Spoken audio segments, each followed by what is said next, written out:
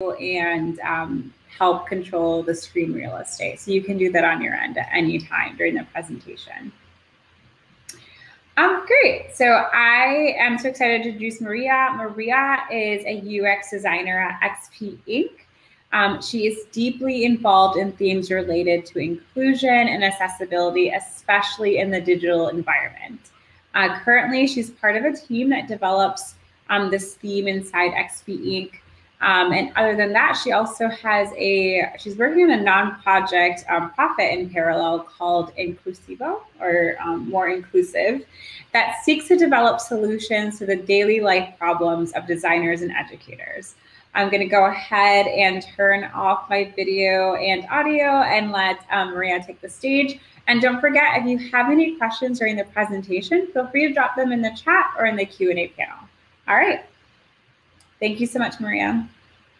Right. Are you seeing not yet, right? Let me change it. Let me see if it's okay right now. No. Here.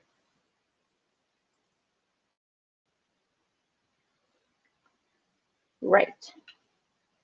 So I'll start with my presentation. My name is Maju Santos. I will start my presentation with an audio description. So my woman, I'm white, I have brown hair, brown eyes, and I'm wearing a green kimono with plants and flowers stamp. As I already said, I work at Suspenk as a design lead. Suspenk is a financial company, a Brazilian financial company. And as you might have noticed, English is not my main language. So please feel free to interrupt me anytime in case I don't make myself clear. And today we're going to talk about how being data-driven can lead you to a non-inclusive design. Starting in the last years, data analysis became an important subject on design, and in this case, in some cases, this knowledge is mandatory for some companies. There is no denying that using data to guide. Are you saying correctly? Yes. There is no denying that using data to guide our work brings clear benefits, both in analysis of solutions effectiveness and on the process of prioritizing it. But the use of data, which aims to bring us closer to our social reality, can lead us away from it due to the social biases that influence this data analysis.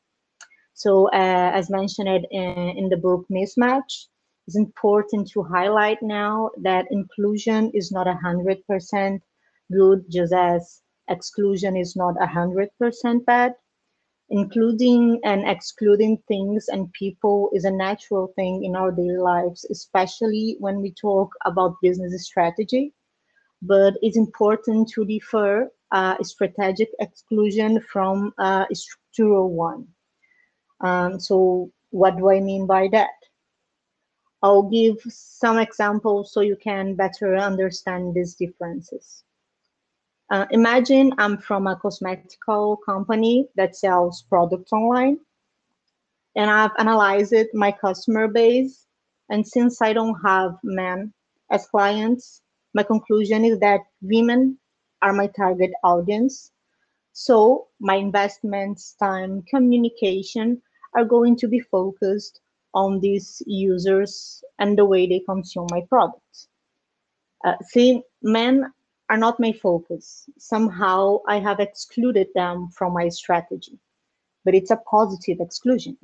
It's measurable, it's sought, and it's based on data. But I'm not preventing anyone from buying on my store. If any man decides to buy my product, he will be able to make it. That's a strategical exclusion. This kind of exclusion guides my business position on the market, but it doesn't limit people from interacting with my brand or product, nor does it offend a particular group of people.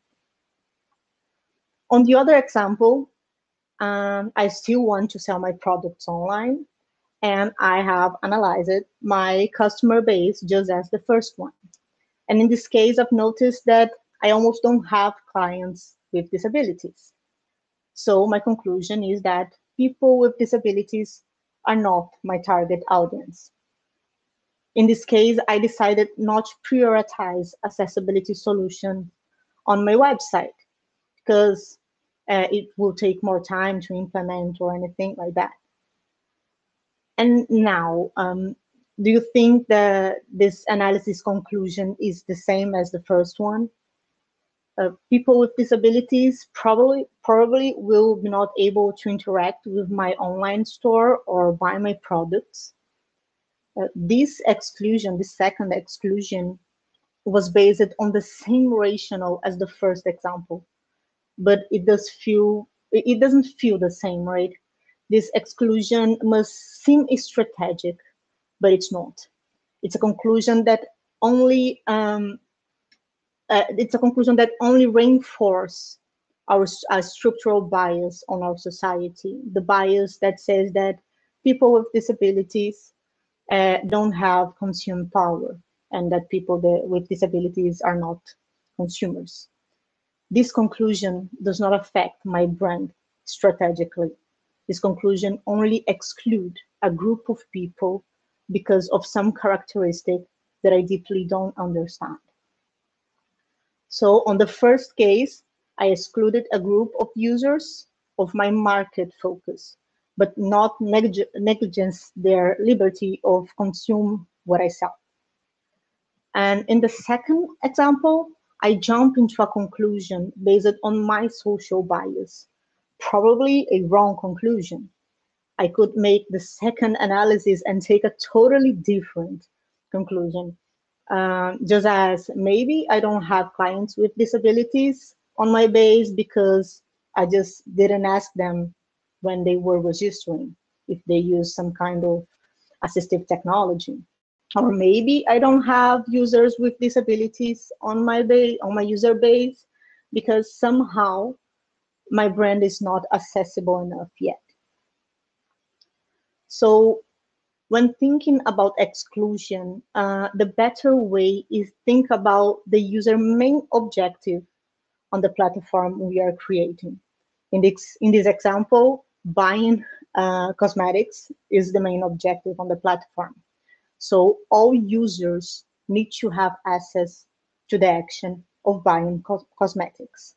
And us, as designers, we need to think about the many ways users can engage in this activity independent of their characteristics. So if I'm a blind user, I can buy using screen readers. If I'm deaf user, I can read the information and buy or use a translator to American Sign Language and etc. Beside that, another problematic factor when analyzing data is the understanding that certain data are still treated as more relevant than other, which further reinforce our social biases. What do I mean by this? Following the second example I gave, when we think it's normal not to apply accessibility on our solutions because our client base and analytics does not prove that we have customers who use assistive technology, and in countries data difficult to support unless we really ask our user about that information. But this is an argument usually accepted in companies. Uh, Otherwise, it's natural to ignore the fact that more than 1 billion people in the world live with some kind of disabilities. In the USA, this number represents almost 26% of the population. In short, we ignore this second data instead of asking ourselves why our customer base not reflect the representativeness of these numbers, because we are just use it to the bias of this exclusion. We are just use it not to see people with disabilities around us. The reality is that as designers, we do have to use data, but not in a way that make our work easier, but in a way that make our work more complete. Data should increase the quality of our work, not be an excuse to reduce it.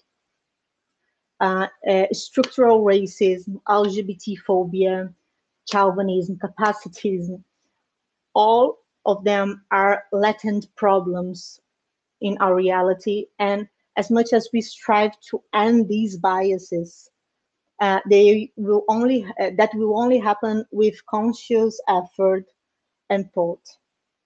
We need to get out of this automatic mode and think about why we are doing what we are doing, why we are accepting certain arguments, and who in fact our solution are excluding.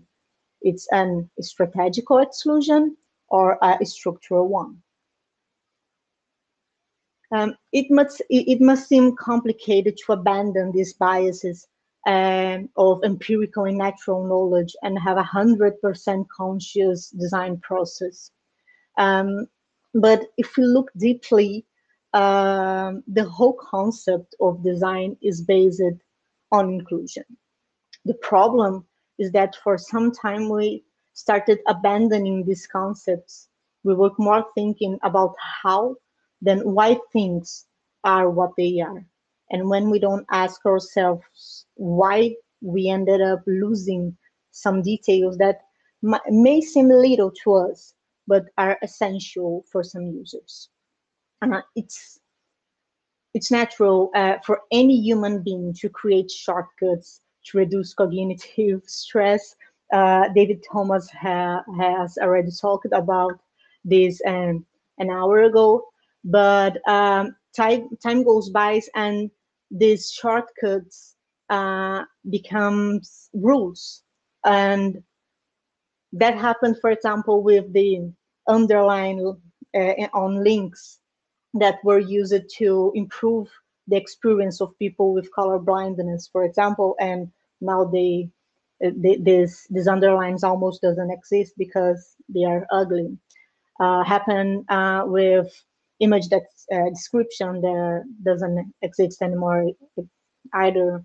The use of labels and complementary texts, the focus markers, either we reduce fonts to fit more content in less space.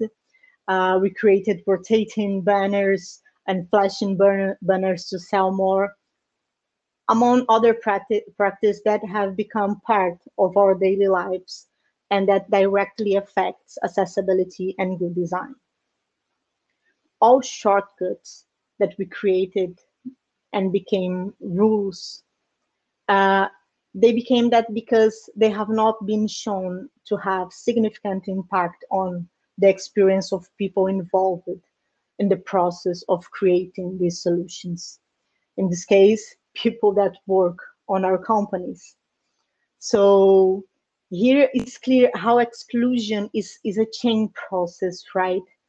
If your team's company are not diverse, your biases and data analysis tend to be more excluded.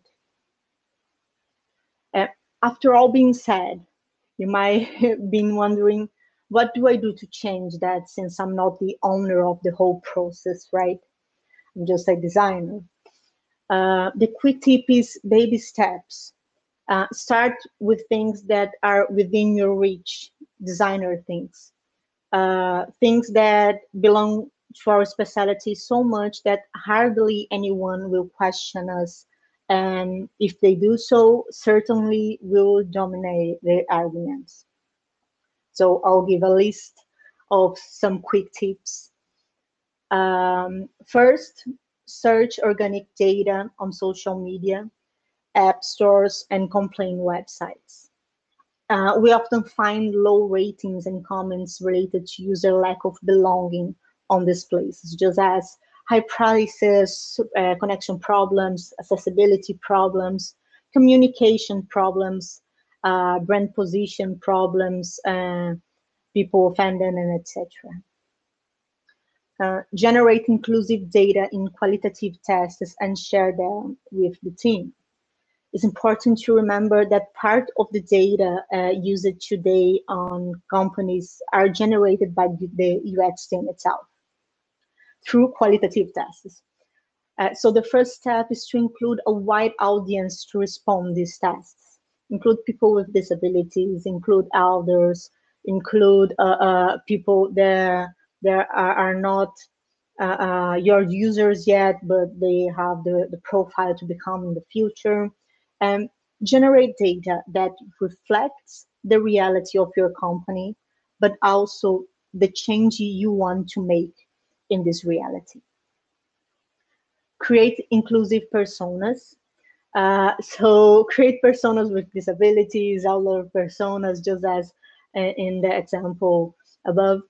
These personas will be part of your scope discussion, and in a subtle way, this become a provocation and a representativeness in the decision making. Include good accessibility and inclusion practice in your solution without asking. So include contrasts, good contrast, font size, choose low complexity elements, low complexity communication, create a consistent information hierarchy, and etc. This is more refinements and attention to the quality of the design would already include a lot of users, just as people with color blindness, people with dyslexia, people with low vision, and in some cases, people with motor disabilities, for example. Choose to use native elements in your digital experiences. So it's always good to create different things. But innovation goes beyond the layout and the interface.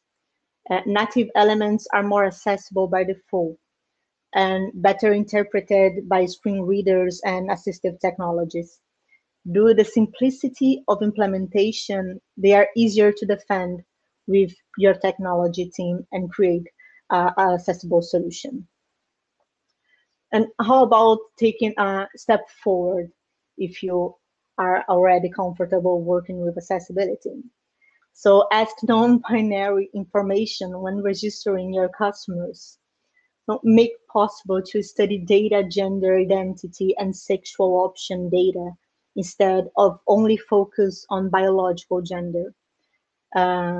To make your communication more relevant to all users. Be close to the developers. So specify the elements and how labels must be identified by screen readers. The developers will gradually incorporate these details into the solution, and the semantic of your code will have more quality and will be better reading for a lot of assistive technology, not only screen readers. Get even closer to the data analysis. Be part of the decision making. Argue why the team are getting some conclusions. Ask for more data and try to combine in turn quantitative data, word quantitative data, the second example I gave it before, and the qualitative data that you've found on your qualitative tests. Test the final product delivered. Make sure that all details of your concept are included on the last version that the user are going to use. Make the accessibility keyway. It's important to designers to check that. Make documents formalizing these adjustments. Film the use of the screen readers or another technology, assistive technology. Give examples for the developers. In addition, there are free tools that validate this code semantics and can direct the team to make the most technical refinements. And last but not least, focus on innovation, but not on innovation that segregates. Focus on innovation that adds. If you choose a function that is not very inclusive because you want to innovate on your interface or experience, offer more than one way to interact with your solution. All these are ways of working that in theory could already be happening. They're not very complex, and most of them are part of our daily lives as designers. We have to go back to think about the value that design delivers to the company without forgetting the value that design delivers to the users, because the first one doesn't exist without the second one. We have to defend accessibility and not to believe that it limits us, but our lack of technical knowledge about the subject does. If we think about it, most innovations and trends are based on accessibility and inclusion, but we see them as innovation because they facilitate our access. Some examples are Alexa, robots, autonomous vehicles, and accessibility and diversity are trends themselves in the last 2 years. So remember, human diversity is the core of disruptive innovation. We need to integrate all these concepts, adding new knowledge to the old ones of design experience specialty. We need to start to ask the difficult question that no number in our dashboards will be able to answer. So why my customer base are like this? What do I can do differently to diversify my customer base? What are my customer life goals, and what are my customers' histories and backgrounds? How can I teach my customer about my product and make them part of my consumption cycle? Why do they consume like that? And is there any access problem that I've created that are influencing my client base? We need to remember that design. We need to so far the design trend has been to try to integrate with the company new process and business in order to gain scale in solutions. Now the tendency is to return to the main goal of integrating people to these solutions. And when I say people, consider all of them. So let's take this moment to remember and apply old knowledge. Design is part of the business, and that the best thing for the business is to have diversity as a main audience. We need to remember that design is a human science and not an exact one, and that has a simple reason. We create experience for people and not for algorithms.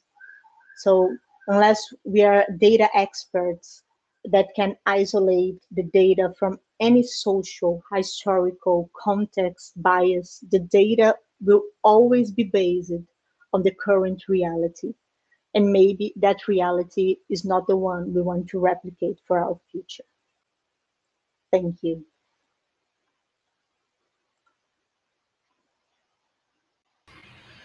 Andrew, thank you so much for that amazing presentation.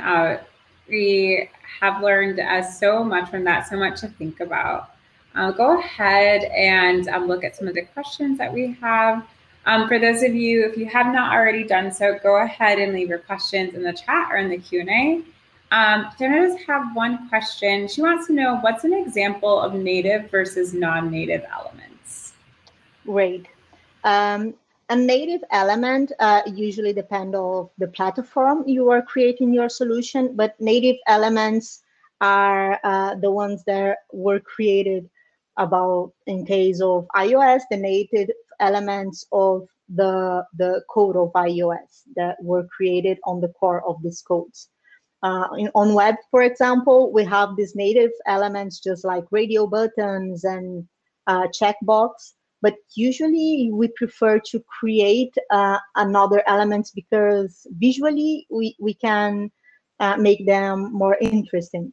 So instead of using the native element checkbox, we create divs and make they seem like a checkbox, but they are not written. The screen reader doesn't see them as a checkbox.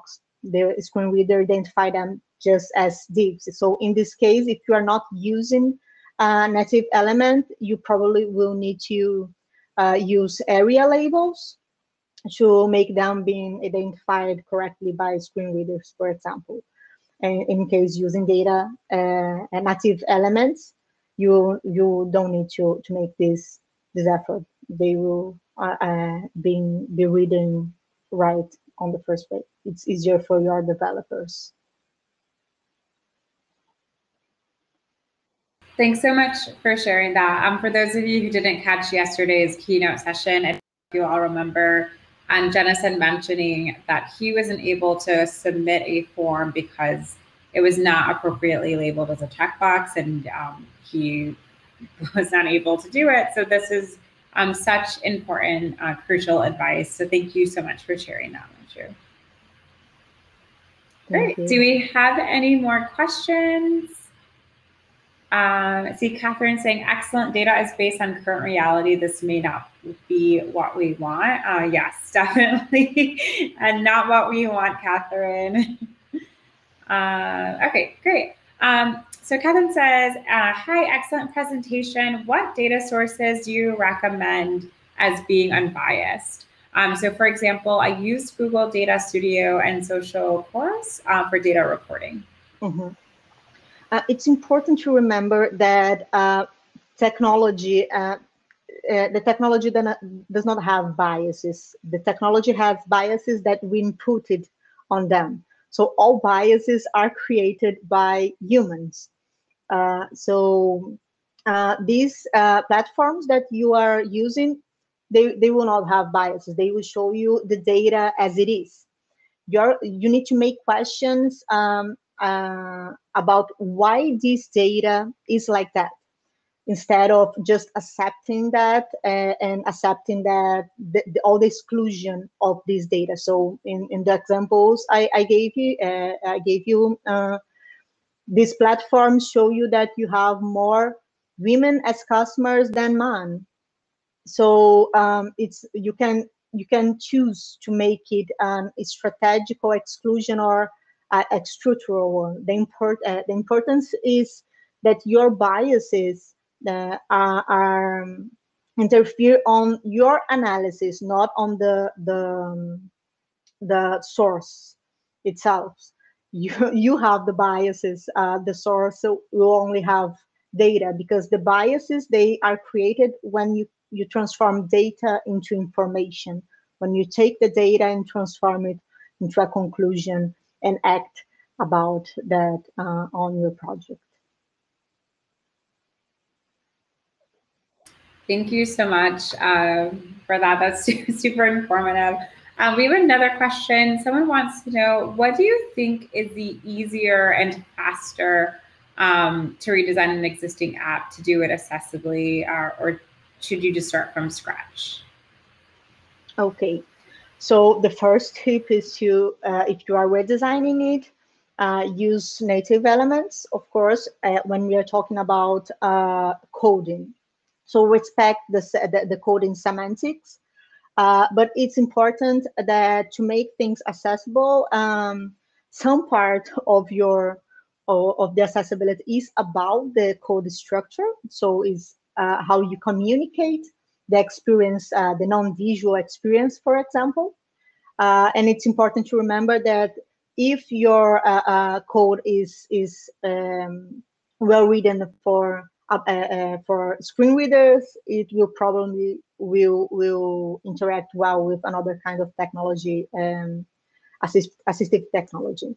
But most of problems, accessibility problems, we usually find are problems of experience problems. So these problems are created on your plannings, on your strategical decisions, how your interface were organized. So that's why on the quick tips, we want to make the design process more conscious. So when you are redesigning, focus on the simplicity of your interface and the hierarchy of your elements, because doing that, probably coding your solution will be easier.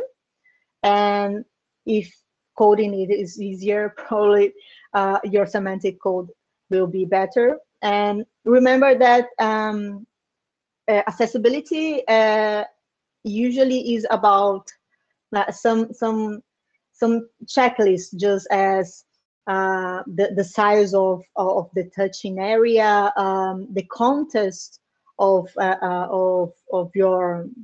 your storytelling, your interface storytelling, and these things. I wrote an article. It's on Medium that have 70 tips that doesn't include nothing about coding, that will help on creating a accessible interface. You can pass it to your developers and prioritize native elements, for example.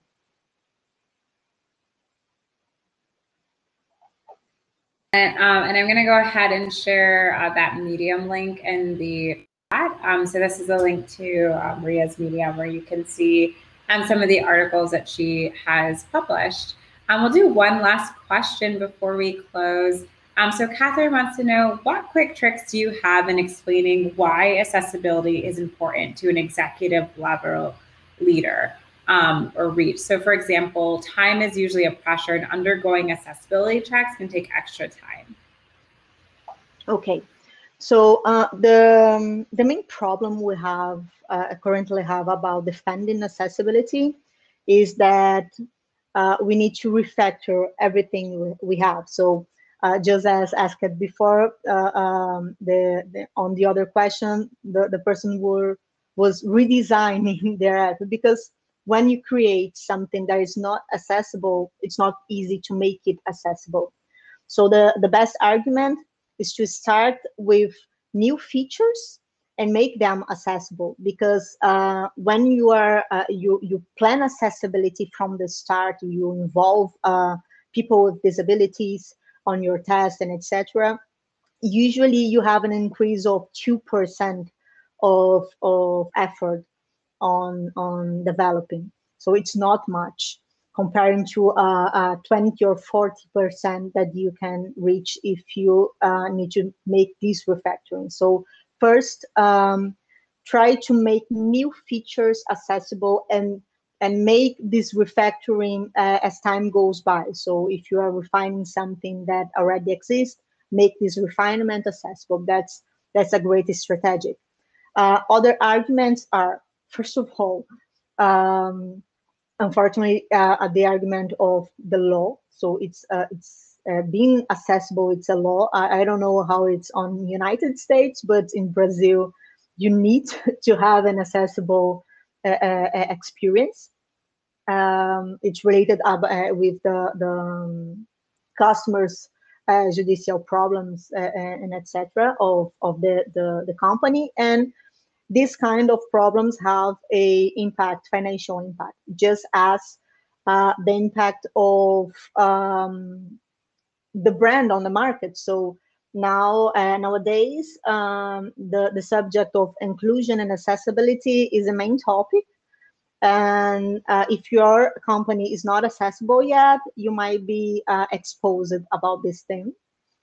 And of course, that it's an opportunity. So 26% of population on United States have some kind of disabilities, and this is increasing because some modern disease they can turn a person into a person can develop a disability, just as diabetes. If you have diabetes, you can have visual disability in the future, for example. So these numbers are increasing because of modern problems. And of course, elders, so dependent of your segment, elders are great consumers. And so I work on a financial segment, and people with more than 40 and 50 years are our main target, because they have money, they have a healthy, a wealthy life. So you can go with these arguments. So take your company objective and use that for you. So it will help you. So these are some strategies. Yeah, and make it accessible without asking. I think that's a great tip.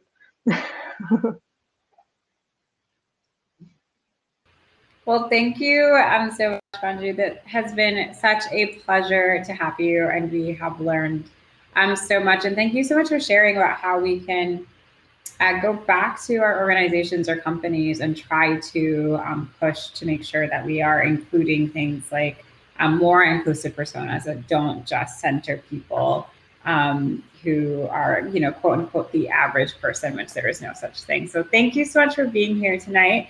I posted, again, the link in the chat to Banju's Medium where you can find her. So feel free to connect with her there. And then you can go ahead and also continue the conversation in Slack. Once again, thank you so much for being here. Thank you all for tuning in. Really appreciate it. Just so everyone knows, we have after party events that are starting now. So you can join the Cozy Juicy Real event on Zoom. Thanks for, again, just being here and sharing. And I know that our community is so appreciative. Thank you very much for the opportunity. Thank you. All right. Thanks all. We hope you enjoy the rest of activities. That is the conclusion of sessions, but they are after party events.